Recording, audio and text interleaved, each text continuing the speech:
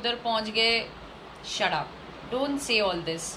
I mean this is bullshit. आपको ऐसी बातें नहीं करनी चाहिए, क्योंकि बिहारी अगर बेरोजगार हैं तो बिहार वाले ही तमाम बॉलीवुड की पुरानी फिल्मों को भी उठा के देख लीजिए। आज तक का इतिहास है कि बिहारियों ने ही हर फिल्म को सुपर हिट कराया है अपने साथ और आशीर्वाद की वजह से। तो डोंट से ऑल दिस। और सबसे अच्छी बात यह है कि लोग, अगर बाहर के लोग, साउथ के लोग या बाहर के लोग अगर रिकग्नाइज कर रहे हैं या इस चीज को मान रहे हैं, ये अहमियत समझ रहे हैं कि बिहारियों के पास अगर जाएंगे या बिहार में जाके अपने फिल्म को प्रमोट करेंगे तो उनकी फिल्मों में और असर पड़ेगा, तो ये तो अच्छी बात है ना हमारे लिए। ये तो गर्व की बात है ना। थोड़ा सोचो ना आप लोग भी।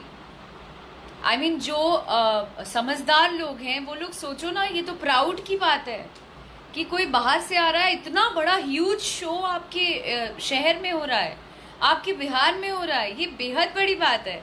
Try to understand this and be thankful for that. मैं तो बहुत खुश हूँ।